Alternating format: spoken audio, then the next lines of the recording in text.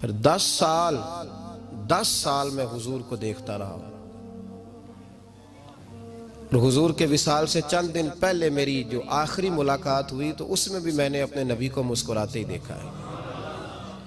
اور فاضل بریلوی رحمۃ اللہ تعالیٰ علیہ نے تو اس تخیل کا اور رنگ میں لیا ہے۔ وہ کہتے ہیں حضور کے مسکرانے سے ہی دنیا مسکراتی ہے۔ فرماتے ہیں جس کی تسکی سے روتے ہوئے ہنس پڑے۔ جب حضور ہلکا سا مسکراتے تھے تو رونے والوں کے دل بھی ٹھنڈے ہو جایا کرتے، غمزدہ لوگ مسکراتے تھے۔ حضور کی خوشیاں تقسیم کرتی تھی۔ نبی پاک صلی اللہ علیہ وسلم کا مسکرانا امت کے دلوں کو ٹھنڈا کرتا تھا۔ فرمایا جس کی تسکی سے روتے ہوئے ہنس پڑیں، اس تبسم کی عادت پہ لاکھوں سلام۔ اور فرمایا یہ نہیں تھا کہ حضور بڑے تکلف سے مسکراتے تھے، حضور کی تو عادت تھی اس تبسم کی عادت پہ لاکھوں سلام، مسکراتے رہنا، خوشی کا اظہار۔ اسلام بہت ساری چیزوں کا انسان کو پابند کرتا ہے، حدود و قیود میں رہنے کا حکم دیتا ہے۔ صحابہ کرام علیہم رضوان کے ہاں شادی کے موقع پر بارات لے کر کے جانے کا کوئی رواج نہیں تھا۔ حضرت عبد الرحمن ابن عوف رضی اللہ تعالیٰ عنہ جیسے مالدار لوگ بھی شادی کرتے ہیں تو نبی پاک کے بغیر بھی بارات چلی جاتی ہے۔ کوئی کانسیپٹ نہیں اس طرح کا کہ ڈھیروں بارات لے کے جائی جائے۔ حضرت عبد الرحمن ابن عوف کہتے ہیں میں حضور کی بارگاہ میں آیا تو سفید کپڑے پر پیلا زرد نشان تھا۔ حضور نے فرمایا کیا ہوا، یہ داغ کاہے کا؟ عرض کی حضور کل میں نے نکاح کیا تھا۔ تو محبوب نے جو ارشاد فرمایا اس میں فرمایا بڑی اچھی بات ہے، ولیمہ ضرور کرنا، چاہے ایک بکری ہی ذبح کرنا۔ بارات نہیں لے کے جائی جاتی تھی، ولیمے کا حکم دیا۔ اور بخاری میں نبی پاک نے یہ بھی فرمایا جب تمہیں کوئی ولیمے کی دعوت دے تو جایا کرو۔ اچھا، اب شادی کے موقع پر جو بارات لے کے جائی جاتی ہے تو اگرچہ حضور کی سنت نہیں، لیکن اسے ہم حرام نہیں کہتے، اسے ہم ناجائز نہیں کہتے۔ ہم نہیں کہتے کہ یہ تو نے غلط کیا، اگرچہ لے جانا حضور سے ثابت، اس مروجہ انداز میں ثابت نہیں اس طرح ہمارے ہاں جاتے ہیں، لیکن ہم پھر بھی اسے ناجائز۔ کسی صحابی نے اپنے بچے کی شادی پر اپنے گھر میں لائٹنگ نہیں کرائی، لیکن آپ کو دنیا کا کوئی عالم یہ فتویٰ نہیں دے سکتا کہ لائٹنگ کرانا حرام ہے۔ آپ شادی کے موقع پہ ساری گلی سجا لو، آپ ساری چھتوں پہ لائٹنگ کرا لو، کوئی آدمی یہ آپ کو فتویٰ نہیں دے سکتا کہ شادی کے موقع پر لائٹنگ کرانا جائز نہیں۔ کبھی سنا ہے آپ نے کسی سے؟ بولیے یہ جائز ہے، جائز پیسے ہیں تو ٹھیک، بلکہ میں اس سے آگے بڑھتا ہوں، اس سے تھوڑا اور آگے جاتا ہوں۔ حضرت عائشہ صدیقہ رضی اللہ تعالیٰ عنہ فرماتی ہیں میرا جو کمرہ تھا نا جس میں میں حضور کے ساتھ رہتی تھی اور ایک لمبا زندگی کا عرصہ گزارا، اس میں 3 آدمی سو سکتے تھے، چوتھے کے لیے جگہ ہی نہیں تھی، اور کچا تھا۔ کھجور کے تنے کھڑے کر کے اس پر کھجور کے پتوں کی چھت ڈالی گئی تھی۔ میں جب ہاتھ اٹھاتی تھی تو میرا ہاتھ اپنی چھت کو چھو جاتا تھا۔ یہ ہے سنت نبی پاک کی، یہ حضور کا طریقہ ہے۔ بتائیے پکے گھر میں، لینٹر والے گھر میں رہنا جائز کہ ناجائز؟ کیوں جی؟ حضور تو کچے مکان میں رہتے تھے، آپ نے کیسے پکا بنا لیا؟ اللہ کی محبوب علی دین کو اس کی اصل بات میں سمجھیں۔ آپ ایسا نہ کریں جس میں انتشار اور امت تقسیم ہو، اس کا اصل مزاج دیکھیں۔ مہندی کے موقع پہ اگر کوئی آدمی 6 دیگیں دال چاول کی پکاتا ہے تو منع نہیں، جائز پیسوں سے پکائے۔ انہیں لائٹنگ لگوائی، کوئی منع نہیں، سارے محلے کو کھانا کھلایا، کوئی منع نہیں، بلکہ نبی پاک نے فرمایا بہترین مسلمان ہی وہ ہے جو سلام پہلے لے اور روٹی زیادہ کھلائے، تو بہترین مسلمان ہے۔ ناجائز کیا ہے؟ ناجائز ہے شادی کے موقع پر بینڈ باجا بجانا، اس میں رقص کرنا، اس میں بھنگڑے ڈالنا، عورتوں مردوں کا اختلاط ہونا، عورتوں کی مووی بنانا، یہ چیزیں ناجائز ہیں۔ تو جو ناجائز ہے اس پہ پابندی لگائی جائے گی، جو جائز ہے اس کے بارے میں یہ کہا جائے گا کہ بھائی احتیاط کی جائے، سنت کی طرف دیکھا جائے تو بہتر یہی ہے۔ لیکن اگر کوئی کسی آدمی کے پاس جائز پیسے ہوں، وہ 100 کنال کے گھر میں رہے، اگرچہ سنت یہ نہیں، پر یہ تو کوئی فتویٰ نہیں نہ دے سکتا کہ حرام ہے تیرا 100 کنال کے گھر میں رہنا، کہ ہے فتویٰ کہیں آپ نے سنا؟ تو ہمارے ہاں تکلیف کا معاملہ یہ ہے۔ دیکھیں میرے بھائی، کسی بھی صحابی نے، بڑے درد کے ساتھ بات کر رہا ہوں اور یہ میرا درد ہے، میں درد سے اپنے دل کو، اپنے ایمان کو حاضر ناظر کہہ کے بات کر رہا ہوں۔ امت بٹ جاتی ہے ہر موقع پہ یار، ہر جگہ ہی تقسیم ہو رہی ہے امت مسلمہ. ہر روز کچھ نہ کچھ فتوے ایسے مل جاتے ہیں جس میں دراڑیں پڑتی ہیں. کسی صحابی نے کسی مسجد کے اندر اشتہار چھپوا کے اعلان کرا کے درس قرآن کرایا ہے کبھی؟ سیرت النبی کا جلسہ، ختم بخاری، مدرسے کا دستار فضیلت کا جلسہ، آپ نے اشتہار پڑھے ہیں نا یہ سارے مکاتب فکر کے، ہوتے ہیں کہ نہیں ہوتے؟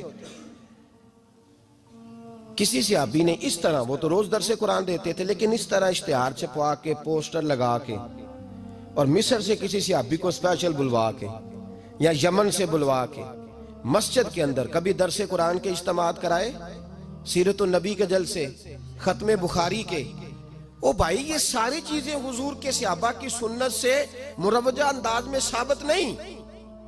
مجھے بتا میرے بھائی، میں درد کے ساتھ تجھ سے سوال کرتا ہوں کہ سیرت النبی کے جلسے میں تو پشاور سے مولانا بلائے، پنڈی سے بلائے، تو گجرات اور کراچی سے لوگوں کو بلا کر کے اگر سیرت کا جلسہ کرائے، اور تو اس میں ایک آدمی کو کراچی سے بلوایا جا رہا ہے تو تو نے اس کو 20,000 کی ٹکٹ بھی دی، اور اشتہار پہ بھی جلسے پہ خرچ ہوا، پھر لنگر بھی پکا، کھانا بھی تو نے کھلایا، نہ تجھے کوئی بیوہ یاد آئی، نہ تجھے کوئی مسکین یاد آیا، نہ تجھے کوئی غریب یاد آیا.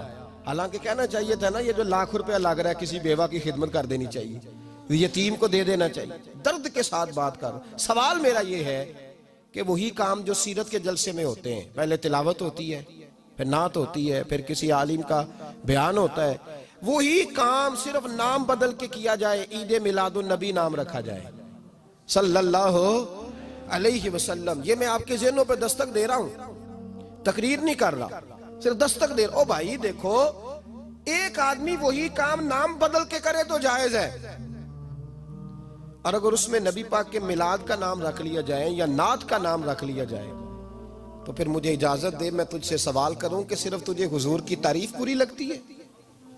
پھر مجھے اجازت دے کہ میں تجھ سے پوچھوں کہ صرف تجھے نعت اچھی نہیں لگتی؟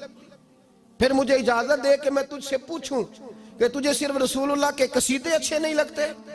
دے مجھے اجازت کہ میں تجھ سے سوال کروں کہ جہاں ذکر رسول کی بات آئے وہاں تو پریشان کیوں ہوتا ہے؟ تجھے پتہ ہی نہیں یہ تو وہ ذکر ہے کہ رب فرماتا ہے تم بیان کرو نہ کرو وَرَفَعْنَا لَكَ ذِكْرَكَ، محبوب میں نے خود تیرے چرچے ساری دنیا میں بلند فرما دیے. اور نبی پاک نے پوچھا حضرت جبریل سے کہ چل جبریل تو بتا میری امت کو پتہ چلے رب نے میرا ذکر کیسے بلند کیا ہے. تو جناب جبریل کہنے لگے محبوبہ رب فرماتا ہے میرے نبی سے کہہ دے جہاں جہاں تیرے رب کا ذکر ہوگا وہاں وہاں تیرا بھی ذکر ہوتا رہے گا. یہ تو محتاج ہی نہیں کسی کا. اتنی جلدی لوگ بپھرتے ہیں. اللہ فرماتا ہے قل بفضل اللہ وبرحمتہ فبذلک فلیفرحوا. محبوب ان سے کہہ دو جب اللہ کا فضل ملے، جب اللہ کی رحمت ملے تو خوشی مناؤ.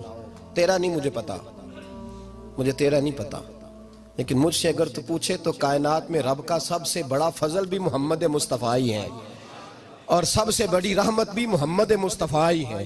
وہ دو عالم کی رحمت تھے، وہ جہاں چاہتے وہیں رہتے.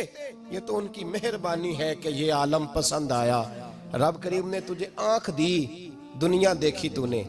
رب کریم نے تجھے قوت دی، تو نے دنیا گھومی. اور پھر رب نے تجھے بیٹے دیے تو میٹھا میوہ، اور بیٹیاں دی تو تیرے لیے باعث کرم. تیری چھاتی پہ بچے چڑھے تو نے کہا سب سے بڑی نعمت یہی ہے. کہ مالک کہتا ہے تو میرا بندہ تھا، میں نے دینا ہی تھا. تو نے دیا، احسان نہیں جتلایا. لیکن جب اپنا نبی دیا تو کہا میں نے بڑا احسان کیا تم پہ. لَقَدْ مَنَّ اللَّهُ عَلَى الْمُؤْمِنِينَ إِذْ بَعَثَ فِيهِمْ رَسُولًا.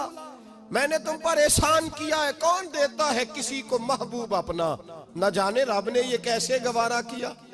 لَقَدْ مَنَّ اللَّهُ عَلَى الْمُؤْمِنِينَ إِذْ بَعَثَ فِيهِمْ رَسُولًا. اتنا بڑا فضل، اتنا بڑا فضل، فضل بھی حضور. اور جب بات رحمت کی آئی تو فرمایا مومنوں صرف تمہیں ہی نہیں، عیسائیوں، یہودیوں، سکھوں، دنیا میں جتنی مخلوق ہے، حتیٰ کہ جانور بھی، حتیٰ کہ چونٹیاں، نباتات، جمادات، ہر چیز. یا اللہ تو نے کیا دیا؟ فرمایا وَمَا أَرْسَلْنَاكَ إِلَّا رَحْمَةً لِلْعَالَمِينَ. میں جس کا رب ہوں ان سب کے لیے میں نے اپنے نبی کو رحمت بنا کے بھیج دیا ہے. بیٹے کے آنے پہ تو مٹھائی بانٹتا ہے، میلاد والے دن تو لائٹیں بند کر لیتا ہے.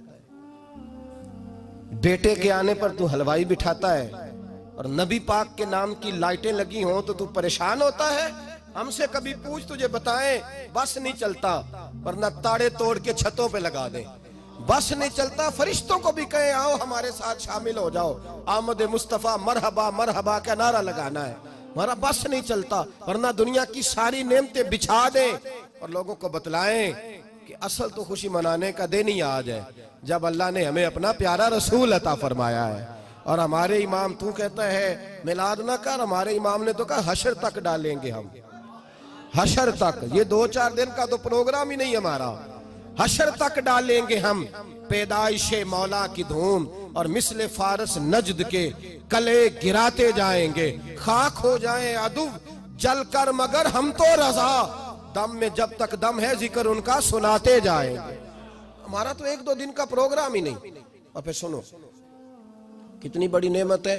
حضرت عباس سے کسی نے کہا تھا اللہ کی سب سے بڑی نعمت, تو بخاری اٹھانا, فرمانے لگے محمد نعمت اللہ. بخاری ہے بخاری, فرمایا محمد اللہ کی سب سے بڑی نعمت ہے صلی اللہ, یہ سب سے